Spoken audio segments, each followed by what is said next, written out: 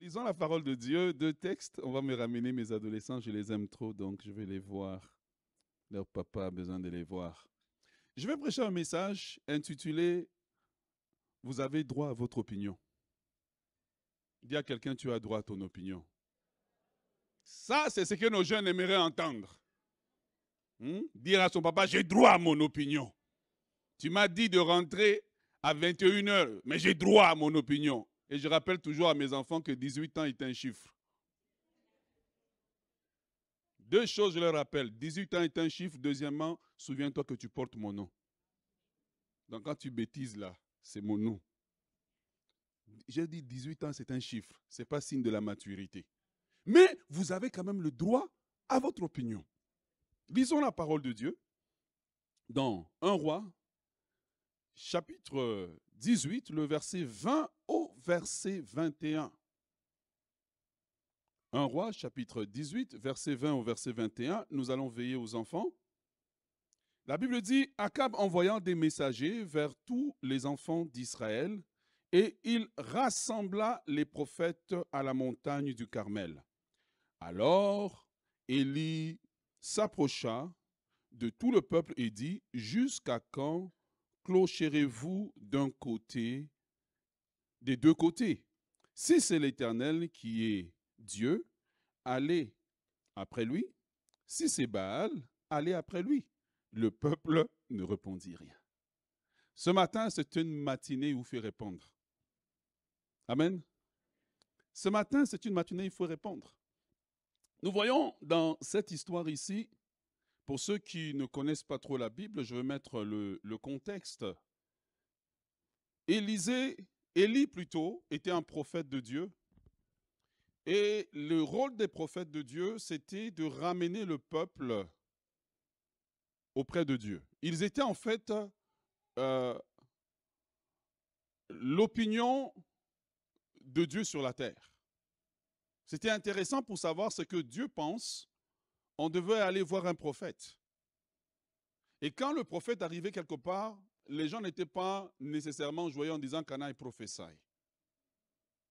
Les gens tremblaient parce qu'ils ne savaient pas quelle était l'opinion de Dieu, qu'est-ce que Dieu allait dire. Quand le prophète est pris à la légère comme un diseur de bonne aventure, l'Église a un problème.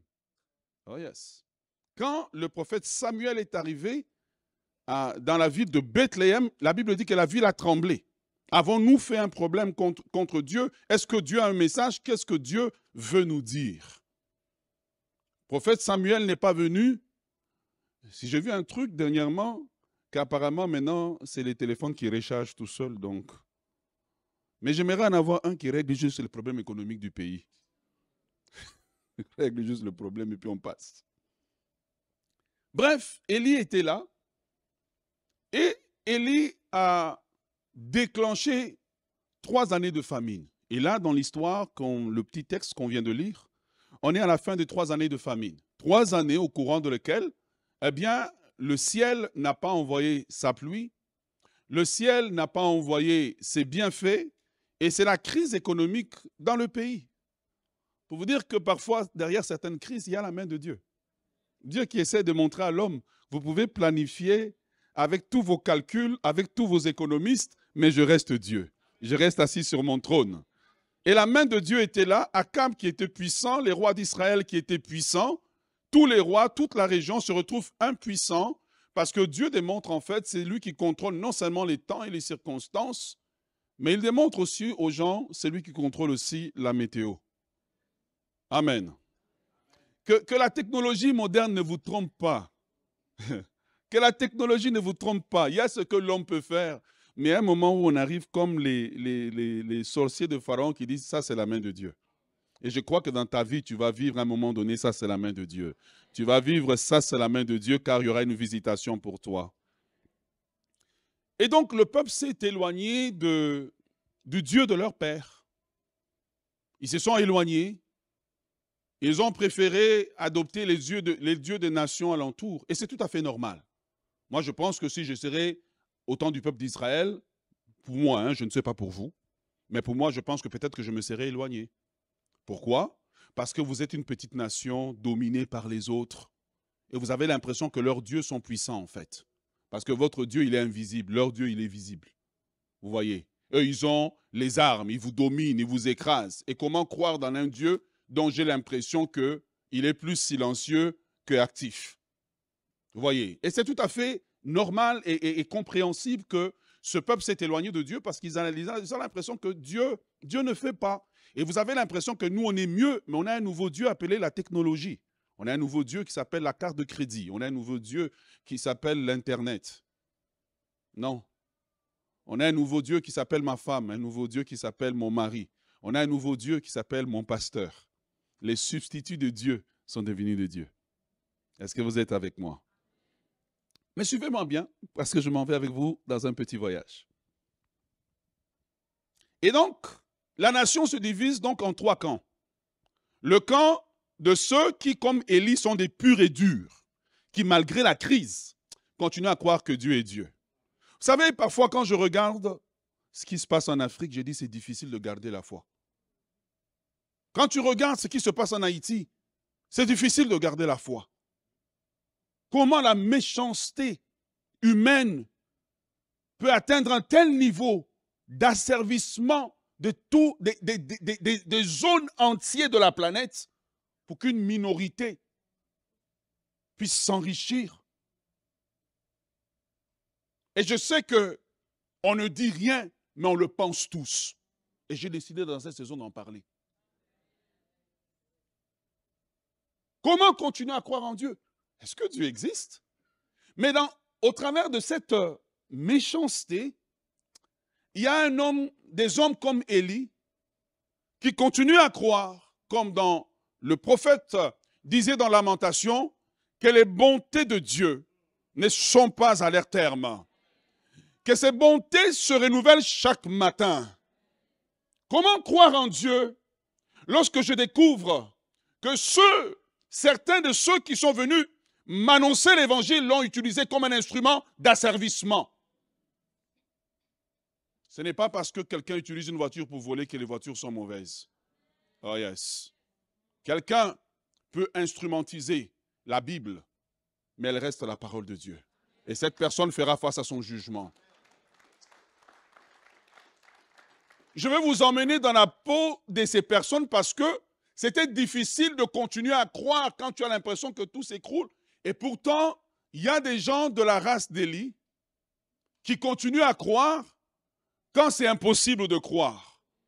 J'aimerais t'inviter à continuer à croire alors que tu regardes le monde aller et tu as l'impression que ça ne vaut pas la peine de suivre Dieu.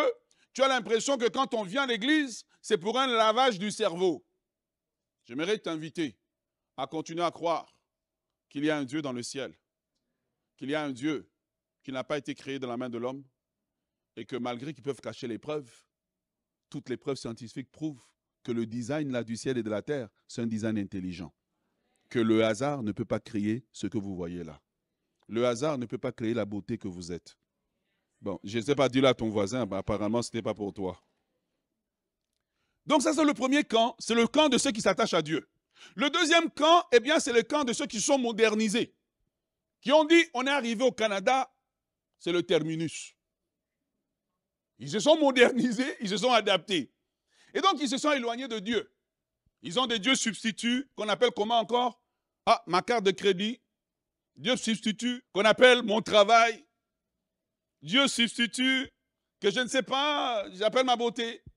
Et différents substituts, en fait, sont là. Et ils se sont éloignés de Dieu. Et ce qui est pire, c'est qu'on peut s'éloigner de Dieu tout en continuant à venir à l'église. Parce que ces gens qui sont éloignés de Dieu n'ont pas quitté la nation d'Israël. Ils étaient toujours dans la nation. Donc le fait de venir à l'église n'est pas une preuve que je marche encore avec Dieu. Est-ce que vous êtes avec moi? Suis-moi bien, je sais où est-ce que je m'en vais avec toi. Suis-moi bien, Dieu va te parler ce matin. Et donc ils s'éloignent de Dieu tout en restant dans la nation. Ça, c'est le deuxième groupe. Le troisième groupe, c'est le groupe des indécis. Ils ne savent pas qu'est-ce qu'il faut faire. D'un côté, ils disent, peut-être que c'est ceux qui sont restés avec Dieu qui ont raison. Mais quand ils regardent bien, mais la majorité quand même s'est éloignée. Et donc, si la majorité s'est éloignée, c'est que la majorité doit avoir raison. Une vie qui est gouvernée par le principe de la majorité est une vie vouée à l'échec. Ouais. Parce que la majorité, lors de la Seconde Guerre mondiale, s'était levée et ont essayé d'exterminer tous les Juifs. La majorité. Tu vois? La majorité, la voix de la majorité. Et cette majorité, et ces gens, en fait, sont des indécis. Un jour, ils sont avec Dieu, l'autre jour, ils sont sans Dieu. Et Élie vient les voir et il leur parle. Et c'est là que nous sommes dans notre texte. Et il leur dit, au verset 21, Élie les invite à avoir une opinion fixe. Et Élie leur dit en d'autres termes, vous avez le droit à votre opinion. Mais manifestez votre opinion. Si c'est Dieu qui est Dieu, suivez-le. Si ce n'est pas lui qui est Dieu, mais ne le suivez pas. Dis à ton voisin, tu as droit à ton opinion. Choisis un meilleur voisin, celui qui... Dis à ton voisin, tu as droit à ton opinion. Peut-être c'est le voisin de derrière. Dis à ton voisin, tu as droit à ton opinion. Oh yes. Et ce qui est beau avec Dieu, Dieu n'est pas un dictateur. À la différence des grands de ce monde, Dieu n'est pas un dictateur. À la différence des grands de ce monde qui semblent nous donner une certaine démocratie, mais en réalité, ce n'est pas une démocratie, c'est une dictature douce. Dieu n'est pas un dictateur. J'aimerais que tu le dises à ton voisin. Quand Élie leur dit, vous avez le droit à votre opinion, Élie est en train de leur dire, arrêtez d'être hésitant, arrêtez d'être instable, prenez une décision aujourd'hui, faites un choix. Votre vie et votre avenir dépendent des opinions que vous avez. Pendant que je suis devant, il y en a qui ont une opinion sur moi. Je ne sais pas laquelle, je ne voudrais pas savoir.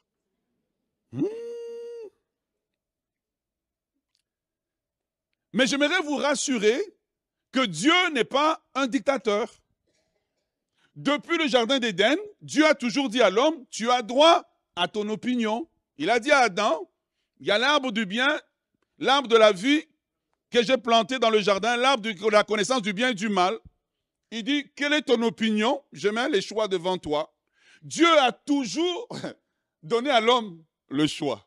Et quand Élie rassemble le peuple au sommet de la montagne, ben Dieu revient encore avec un choix. Parce que Dieu n'oblige jamais quelqu'un à quelque chose. Il nous donne toujours le choix. En d'autres termes, le message central de la Bible, c'est « Vous avez le droit à votre opinion ».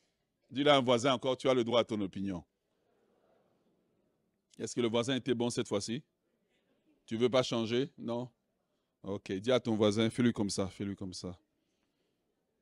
Tu mérites de t'asseoir à côté de moi. Mais avant d'aller plus loin, posons-nous quelques questions. Qu'est-ce que c'est qu'une opinion? Qu'est-ce que c'est qu'une opinion?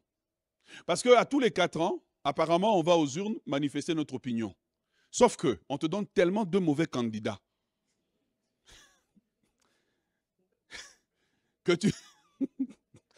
tu n'as pas manifesté ton opinion. L'opinion, c'est ce qu'un enfant de 2 ans, entre 2 ans et 16 ans, aimerait dire à sa maman, mais ne peut pas le dire parce que tu dépends financièrement. Est-ce que tu es avec moi? Notre opinion, une opinion, c'est un jugement, un avis qu'un individu a sur quelque chose. C'est une idée, c'est un ensemble d'idées que l'on a dans un domaine déterminé. Une opinion, c'est un choix. C'est une opinion. Vous avez votre opinion sur la citadelle. Dieu a toujours donné à l'homme le choix d'avoir son opinion. Et j'aimerais te rassurer ce matin que tu as droit à ton opinion. C'est la chose la plus rassurante. Que chacun d'entre nous a droit à son opinion. Quand l'insensé dit dans son cœur il n'y a pas de Dieu, il a droit à son opinion. Et ce qui est beau avec Dieu, Dieu respecte toujours notre opinion. Tu peux le dire à ton voisin, Dieu respecte toujours notre opinion. Dieu ne travaille jamais en violation de l'opinion de quelqu'un. Jamais. Dieu respecte toujours notre opinion. Il arrive un temps où un parent dit à son enfant, tu ne veux pas aller à l'école, je n'ai plus la force de lutter avec toi, tu as droit à ton opinion. Mais quand tu seras en train de souffrir dans la vie, sache que c'est ton opinion qui t'a emmené là. Là où moi j'ai dit Amen. C'était Amen des parents. Vous avez droit à votre opinion quant à savoir si la Bible est vraiment la parole de Dieu. Vous avez droit à votre opinion. Vous avez droit à votre opinion quant à savoir si Dieu existe. Le scientifique, c'est l'homme le plus hypocrite au monde, qui fait toutes ces recherches qui prouvent que Dieu existe, mais il tire comme conclusion Dieu n'existe pas. Pourquoi? Parce qu'au fond, c'est un insensé. La Bible dit, l'insensé dit dans son cœur, Dieu n'existe pas. C'est le seul qui va arriver, prouver que la théorie de l'évolution est fausse, mais continuer à l'enseigner aux enfants à l'école. Pourquoi? Parce que le but de l'insensé, c'est de prouver que Dieu n'existe pas. Mais quand Dieu est assis sur son trône, gouvernant l'univers visible et invisible, il regarde le scientifique, il dit, tu as droit à ton opinion. Je te respecte. Dieu est le plus grand démocrate qui existe. Il respecte toujours l'opinion des gens. Est-ce que vous êtes avec moi? Tu as droit à ton opinion. Tu as droit à ton opinion sur tes choix de vie. J'aimerais te le dire ce matin. Tu as droit à ton opinion. Tu peux fumer comme tu veux. Prends la drogue. Tu as droit à ton opinion et Dieu respectera ton opinion. Il ne viendra jamais en violation à ton opinion. Dieu ne nous impose pas ce qu'on appelle la paix romaine. La paix romaine, ça veut dire que vous avez la paix, mais en fait, c'est parce que vous avez peur des représailles. Non! Dieu dit, comme j'ai respecté Adam, je respecte ton opinion. Est-ce que tu es avec moi? Dieu respecte ton opinion en ce qui concerne la vie et la mort. Il dit, si tu crois qu'il y a une vie après la mort, je respecte ton opinion. Si tu ne crois pas à cela et tu penses qu'on est juste des vers de terre qui allons fondre et puis disparaître, Dieu te dit, je respecte cela parce que, dis à ton voisin, vous avez droit à votre... Qu'est-ce que c'est merveilleux d'avoir droit à son opinion? Quand les grands de ce monde essaient de nous faire taire, Dieu dit non. Moi, je n'ai pas peur de ton opinion. Parce que moi aussi, j'ai mon opinion. Oh yes. Est-ce que tu es avec moi? Vous avez droit à votre opinion sur Jésus-Christ. Est-ce qu'il a existé? Est-ce qu'il était noir? Est-ce qu'il était blanc? Est-ce qu'il était beau? Est-ce qu'il est vraiment né d'une vierge? Est-ce que c'est le descendant de Osiris? Toutes ces vidéos étranges que vous regardez sur YouTube là, je les regarde aussi. Et je me dis, vous avez droit à votre... Est-ce que vous êtes avec moi? Même Jésus était intéressé à l'opinion des gens à ce qui le concerne. La Bible nous dit dans les livres de Matthieu, chapitre 16, verset 13, à un moment donné, Jésus a posé la question, qui dit-on que je suis? En d'autres termes, quelle est l'opinion des gens sur moi? Alors que la plupart d'entre nous, nous fouillons l'opinion des gens sur nous. Dieu, lui, n'a pas peur de l'opinion des gens sur lui. Jésus n'a pas peur. Et Élie arrive à la montagne et dit au peuple, non, vous avez droit à votre opinion. Chacun d'entre nous a droit à son opinion. Mais nous devons savoir que dans un débat démocratique, est-ce que vous êtes avec moi? Est-ce que tout le monde sait c'est quoi la démocratie? Dans un débat démocratique, chaque parti a le droit d'avoir son opinion. Donc, de la même façon que vous avez votre opinion, Dieu aussi a son opinion. Étant donné que Dieu vous donne le droit d'avoir votre opinion, vous devez aussi lui donner le droit d'avoir son opinion. Je vois mes prédicateurs avec la curiosité. Et Dieu nous invite à avoir notre opinion. Ecclésiaste, chapitre 11, le verset 9. Oh, les jeunes, vous allez aimer ça. Il dit, jeune homme, réjouis-toi dans ta jeunesse. Livre ton cœur à la joie. En d'autres termes, et ton opinion. Livre ton cœur à tes opinions. Si ton opinion, c'est d'étudier, étudie. Si ton opinion est de ne pas étudier, n'étudie pas. Oui, tu m'as bien entendu. Ton opinion, c'est de fumer, fume. Mais la Bible dit, Livre ton cœur à la joie pendant tous les jours de ta jeunesse. Fais ce que tu veux. Fais ce que tu veux. C'est ce que nous voulons, non? Faire ce qu'on veut. Adam et Ève voulaient faire ce qu'ils voulaient. Mais qu'est-ce que la Bible dit? Marche dans les voies de ton cœur, selon les regards de tes yeux. Mais sache que chaque opinion a sa conséquence. Chaque opinion a sa conséquence. Tu choisis de ne pas aller à l'école, eh bien, tu t'inscris à l'école de la pauvreté. Voilà. Dieu est un démocrate qui laisse à tout le monde le choix. Tu choisis de ne pas donner ta vie à Christ, il n'y a pas de problème. Dieu le respecte. Est-ce que tu es avec moi? Alors, voyons voir quelles sont les opinions de Dieu. Opinion numéro 1 de Dieu. Puisque Dieu connaît nos opinions, nous devons aussi connaître ses opinions à lui. Opinion numéro 1 de Dieu, c'est que sans Dieu, l'homme est perdu.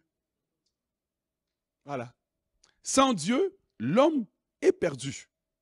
Est-ce que vous êtes avec moi? Sans Dieu, l'homme est perdu. Romains, chapitre 3, le verset 23 nous dit « Car tous ont péché et sont privés de la gloire de Dieu. » C'est l'opinion de Dieu.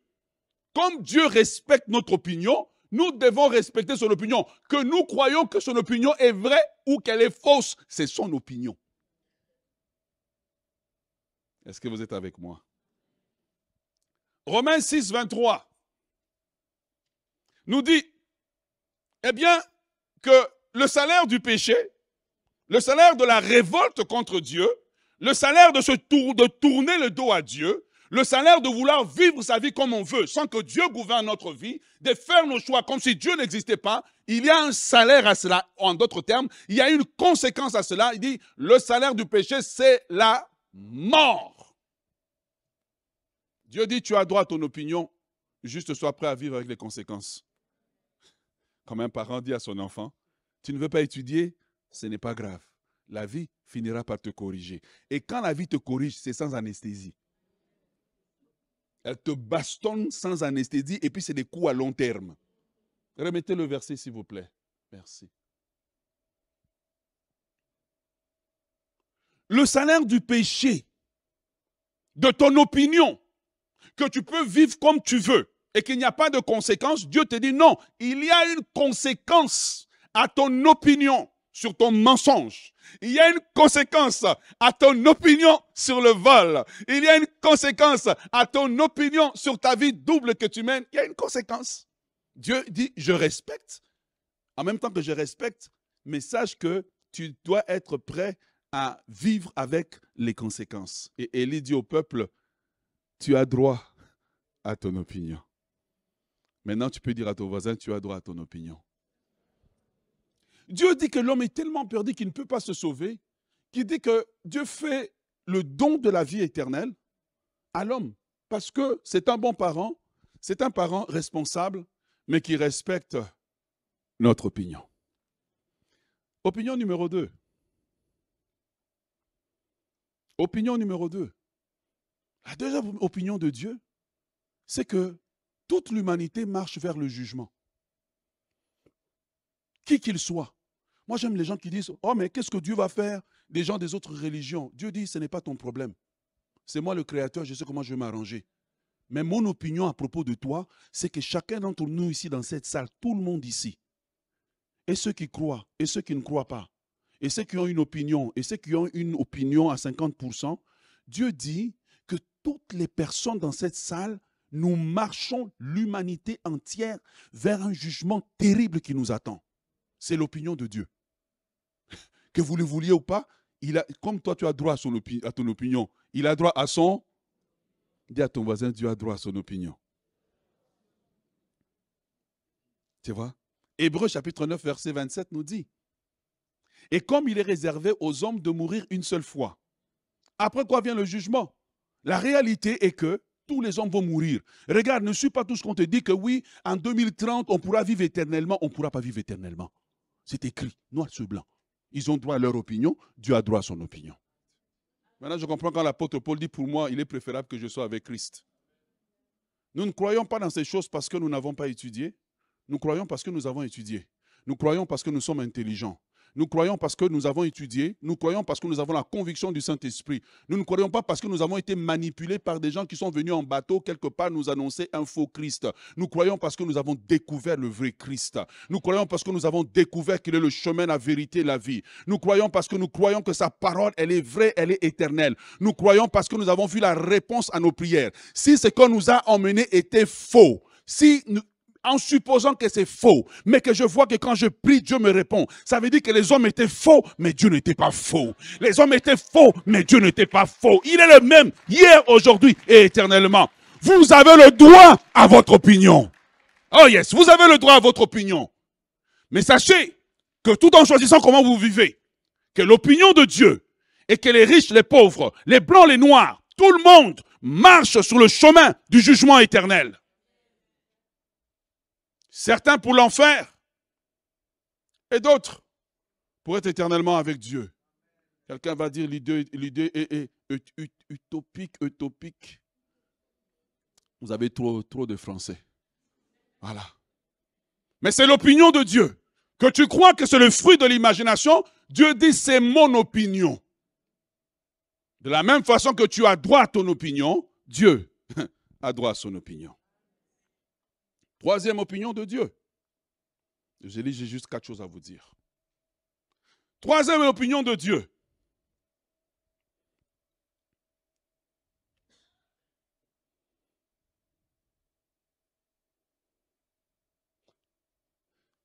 La troisième opinion de Dieu, c'est qu'il n'y a qu'un seul moyen d'échapper au jugement. Un seul moyen. La Bible dit dans les livres des Actes qu'il n'y a qu'un seul nom qui a été donné, par lequel nous puissions être sauvés. C'est Jésus-Christ. Il n'y a pas de cure valable au problème de l'homme, au problème de l'humanité. La seule cure, la seule solution, c'est Jésus-Christ. La cure universelle qui marche chez les Caucasiens, qui marche chez les Africains, qui fonctionne chez les Haïtiens, qui fonctionne en Inde, qui fonctionne en Chine, c'est Jésus-Christ. C'est l'opinion de Dieu. Ce n'est pas mon opinion. J'ai juste adopté celle de Dieu. Je ne suis pas ici pour dire ce que je pense. Je dis ce que Dieu dit. La seule solution, c'est Dieu. Il n'y a pas 4 chemins par lesquels nous pouvons aller au ciel ou aller auprès de Dieu. Parce que Jésus a dit, je suis le chemin, la vérité, la vie. Nul ne vient au Père que par moi. Ce n'est pas par les œuvres que je fais. Non, c'est en faisant confiance aux moyens que Dieu a établis. Beaucoup d'hommes ressemblent à des gens qui doivent traverser une rivière ou bien traverser les chutes du Niagara. Dieu donne le pont, il dit non, moi je préfère nager. Comment tu vas y arriver? Dieu donne le pont, toi tu préfères nager. Non. Je suis le chemin, la vérité, la vie. Il n'y a de salut en aucun autre. C'est l'opinion de Dieu. Dieu dit, je gouverne l'univers visible et l'univers invisible. Dieu dit, je tiens entre mes mains les temps et les circonstances. Mon opinion, j'ai établi un seul moyen par lequel l'homme peut échapper à la damnation éternelle, par lequel l'homme peut échapper au feu de l'enfer, par lequel l'homme peut échapper au jugement éternel. Ce jugement viendra sur la société occidentale. Les ordinateurs ne nous feront pas échapper au jugement de Dieu. Oh yes. Ce n'est pas mon opinion. C'est l'opinion de Dieu qui dit, de la même façon que vous avez droit à votre opinion, j'ai droit à mon opinion. Est-ce que vous êtes avec moi? Quatrième opinion de Dieu. Donc Dieu a établi que l'homme ne peut pas se sauver. Vous voyez que la phrase qu'Élie disait n'est pas une phrase au hasard. Il dit non, il faut avoir une opinion. Quatrième opinion. Dieu nous invite à choisir la vie. Il dit, toute l'humanité marche vers le jugement. Il dit, j'ai prévu que l'humanité ne devrait pas mourir, que l'humanité devrait connaître la vie que j'offre. Mais Dieu dit que j'offre un choix à l'humanité. Est-ce que vous êtes avec moi? Dans Deutéronome, chapitre 30, le verset 19, Dieu dit, j'en prends un témoin contre vous, le ciel et la terre. J'ai mis devant toi la vie et la mort, la bénédiction et la malédiction. Il dit, choisis la vie afin que tu vives, toi et ta postérité. Donc Dieu dit ceci, son opinion, selon l'opinion de Dieu, tu devrais choisir la vie. Tu n'as jamais discuté avec ton enfant à la maison. Un jour, je discute avec un des miens. Et puis je lui dis, tu vois ce que toi tu vois en étant debout. Moi, je le vois en étant assis. Parce que ce genre de situations, je les ai déjà vues avant. Qu'est-ce que j'essaie de vous dire par là? Dieu a vu d'autres personnes comme toi qui se sont confiées dans leur beauté. D'autres personnes comme toi qui se sont confiées dans leur jeunesse. D'autres personnes comme toi qui se sont confiées dans leur argent. D'autres personnes comme toi qui se sont confiées dans leur intelligence et qui pensaient qu'ils étaient le début et la fin du monde. Des femmes qui étaient tellement belles que tous les hommes leur couraient après, qui pensaient que leur beauté n'allait pas faner. Pour se réveiller un jour, le même homme qui disait « je ne peux pas vivre sans toi », il te dit aujourd'hui « je ne te connais pas, n'appelle plus jamais mon numéro ».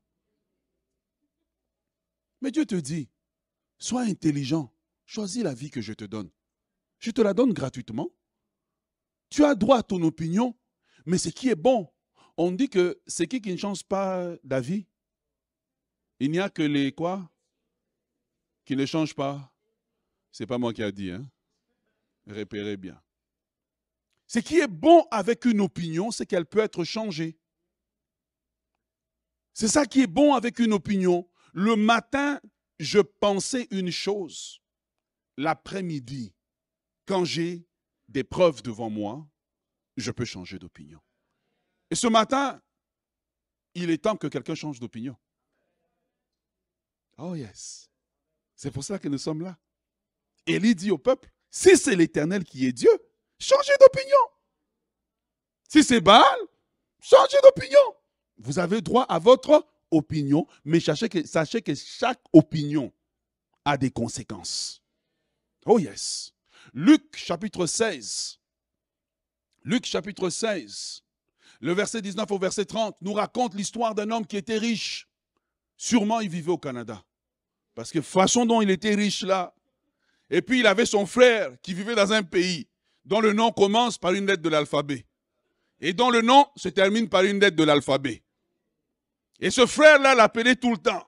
Vieux, c'est dur. Les enfants n'ont pas d'argent pour aller à l'école. Aide-nous. On était à l'église, on a prié pour toi. Le pasteur a dit qu'il faut se repentir. Il dit, oh, vous, ce sont des histoires des gens qui ont faim. Vous priez parce que vous avez faim. Vous priez parce que vous souffrez. Il dit, non. Mais il dit, mais comment tu peux prier chaque mois? C'est moi qui t'envoie l'argent. C'est moi qui paye ton loyer. Hein? Si je ne paye pas ton loyer, là, tu vas vivre dehors. Et son frère était en train de souffrir. Et lui, il avait la belle vie. Il mangeait les bons poulets de KFC. Il ne terminait même pas. Vous savez, quand tu as grandi dans une certaine région, quand tu manges le poulet, même les os regrettent. Même les os regrettent que tu étais là. Mais lui, les ossements étaient jetés. Et quand il arrivait dans son pays d'origine, on sentait que non, le froid lui avait traversé. Parce qu'il ne pouvait pas supporter la chaleur. Et ce qui est intéressant, c'est que il avait son opinion. Et son frère, qui était dans la misère, avait son opinion. Deux opinions dans la même famille. Et la Bible dit que ce qui arrive à tous les hommes lui est arrivé. Et un jour, c'est imaginaire, hein, il a eu un cancer. Et il a dit, mais ça c'est un petit problème. Je vais aller voir mon docteur. Et mon docteur va solutionner. Il y a la technologie. On n'est pas comme ces gens qui sont là-bas en train de souffrir. Mais son frère est en train de parler. Il dit, mon frère, arrange ta vie avec Dieu. Dites-vous, vos histoires de Dieu, là, c'est une perte de temps. Vous ne voyez pas comment vous souffrez. C'est la souffrance qui vous amène à ça. L'insensé dit dans son cœur, il n'y a pas de Dieu. Et Dieu lui dit, oh l'homme riche, tu adras ton opinion. J'ai toujours respecté ton opinion. Malgré ton opinion, je t'ai donné le souffle de vie. Malgré ton opinion, je t'ai fait réussir dans la vie. Malgré ton opinion, ta femme, tes enfants sont en bonne santé. Malgré ton opinion, j'ai fait prospérer tes autres frères qui sont dans le même pays que toi. J'ai toujours pris soin de toi en respectant ton opinion. Mais il vient un moment où tu dois faire face à la conséquence de ton opinion. Et un jour, il va chez le médecin. On l'examine, on dit c'est phase 1, il dit c'est pas grave. Phase 2, c'est pas grave. Il y a combien de phases même? Phase 3, c'est pas grave. Phase 4, il dit jamais. Et là, son cœur est devenu orgueilleux en fait. Moi, je ne peux pas montrer à ce petit-là que je nourris tout le temps. Mais non, je ne peux pas lui montrer que j'ai besoin de son Dieu. C'est du n'importe quoi. Et puis une nuit, il meurt. Et puis son frère aussi qui mourait de faim après lui est mort. Mais maintenant, ils se sont tous croisés à l'endroit où il disait qu'il n'y a pas de vie. Et là, il se rend compte que tous les scientifiques lui avaient menti. Ah oui. Il se rend compte que l'âme d'un homme, elle est éternelle.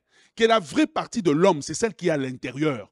Celle qui est à l'intérieur. Et toute sa vie, il avait eu toute l'opulence nécessaire. L'argent, les femmes, les moyens. Il pouvait tromper quelqu'un et puis cacher son crime parce qu'il pouvait soudoyer les juges.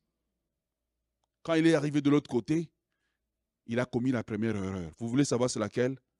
Il pensait que les classes sociaux se transfèrent de l'autre côté. Et quand il est sorti, il a ouvert les yeux. Cling, il pensait qu'il était encore à l'hôpital. Non, il était maintenant à un endroit où la température n'était pas très agréable. Où il faisait tellement chaud qu'il avait besoin qu'on lui donne une goutte d'eau. Imaginez-vous quelqu'un qui dit juste une goutte d'eau. Et puis tu es rassasié. Ah oui. Quelqu'un devait lui donner. Et il se rend compte que l'homme qu'il a méprisé toute sa vie, il se rend compte que cet homme-là, il est bien. Le plus grand mensonge du diable, c'est de faire croire aux gens qu'après la vie sur terre, il n'y a plus rien. C'est faux. Si c'était vrai, va dans les hôpitaux, vois-les en train de mourir, comment ils sont stressés. Vois-les combien ils sont malheureux, vois-les combien ils sont stressés. Et Dieu dit, corrige ton opinion avant que tu ne passes de l'autre côté. Ne dis pas, je suis jeune. Qui connaît le jour où il va quitter cette planète? Qui connaît le jour où il va quitter la terre? À chaque fois que je vais au cimetière, je prends toujours le temps de me balader et puis de regarder les tombes. Et puis de regarder tel, oh, mort à 18 ans, tel, mort à 24 ans. Mais qu'est-ce qui a fait que ces gens sont décédés avant moi? Qu'est-ce qui fait que moi, je suis encore en vie? Vous avez droit à votre opinion, mais sachez que votre opinion peut vous envoyer au ciel ou votre opinion peut vous envoyer en enfer. Le choix, il n'est pas celui de Dieu, c'est le vôtre. C'est le vôtre. Le choix, c'est le vôtre. Vous pouvez aller avec l'opinion de la masse d'aujourd'hui qui a rejeté Dieu. Rejeter Dieu n'efface pas la présence de Dieu. Rejeter Dieu n'efface pas la bonté de Dieu. Rejeter Dieu n'efface pas la justice de Dieu. Vous avez droit à votre opinion, simplement soyez courageux pour vivre les conséquences de votre opinion. Certains vont se lever ces jours-là et diront, j'ai peut-être eu une vie où je n'avais pas beaucoup. Mais chaque journée de ma vie, j'ai chanté dans mon cœur, Jésus est la réponse au monde d'aujourd'hui. Et aujourd'hui, Dieu me console de mon temps des larmes, comme cette histoire dit de Lazare, que Lazare est ici et maintenant il est consolé. Car il viendra un temps où à nos larmes nous serons consolés. Il viendra un temps où à nos larmes nous serons consolés. Dieu va consoler nos cœurs en disant, vous avez pris mon opinion et parce que vous avez pris mon opinion, eh bien, je vous adopte comme mes enfants. Mais il viendra un temps où certaines personnes, eh bien, auront fait le choix. En réalité, je vais vous dire, savez-vous que Dieu n'envoie jamais personne en enfer? Est-ce que vous le savez? Dieu n'envoie personne en enfer. Ce qui t'envoie en enfer, c'est ton opinion. Parce que l'opinion de Dieu, c'est de n'envoyer personne en enfer. Mais c'est ton opinion. Donc, quand tu arrives là devant Dieu, oh, je vais changer d'avis. Dieu dit non, on respecte ton opinion jusqu'au bout. Jusqu'au bout. C'était ton opinion, tu étais d'accord. Et cette opinion, Dieu te la donne tant que le choix de ton opinion, tant que tu es en vie sur la terre. Dieu te donne le choix de changer ton opinion. Mais quand tu ne changes pas ton opinion, Dieu, comme c'est un démocrate, il respecte. Ça m'a choqué lorsqu'il m'a fait découvrir ça. Il me dit, je n'ai jamais envoyé quelqu'un en enfer. Ceux qui sont allés par leur propre opinion que j'ai respectée parce que j'ai toujours respecté l'opinion des gens. Même quand Lucifer a voulu choisir sa voie, Dieu a respecté. Et si Dieu a respecté le choix de Lucifer, il ne va pas respecter ton choix. Bien-aimé, mon frère, mon ami, je ne sais pas, je ne te connais pas. Peut-être que tu as des arguments pour contrer ce que j'ai à dire. Peut-être que tu as une opinion. En fait, ce n'est pas important l'opinion que tu as et l'opinion que j'ai. Parce que chaque opinion a ses conséquences. La bonne nouvelle, c'est que Dieu respectera votre opinion jusqu'au bout. Oh yes. Aller en enfer, ce n'est pas Dieu qui envoie les gens en enfer. C'est ton opinion qui t'envoie en enfer. C'est la grande découverte que j'ai faite en préparant ce message. C'est que Dieu respecte nos choix. Dis à quelqu'un, Dieu respecte ton choix. Dis à quelqu'un d'autre, Dieu respecte son choix. Et la question aujourd'hui, c'est quel choix tu vas faire? Quel est le choix que tu vas faire aujourd'hui? Quel est le choix que tu vas faire? Quel est le choix? Quel est le choix que tu vas faire? Est-ce que ce choix, tu vas le faire en regardant les autres? Qu'est-ce qu'eux pensent? Est-ce que ce choix, tu vas le faire en pensant ce que les autres vont penser, qu'ils vont penser de penser? En réalité, la plupart des gens, ils s'en foutent en fait de ce qu'on pense. Mais chacun doit faire le choix pour lui. Parce qu'un jour, ton choix, il aura des conséquences sur ton éternité. Oh yes. Il aura des conséquences. Les gens que quand on lançait l'appel à l'église, ils ne voulaient pas se lever là parce que bon, tu sais, ça paraît un peu faible, hein? Je veux accepter Jésus dans mon coin, dans mon cœur, alors que l'ordre est très clair, la direction est très claire. Il y aura des conséquences. Mais la bonne nouvelle, c'est que vous avez droit à votre opinion.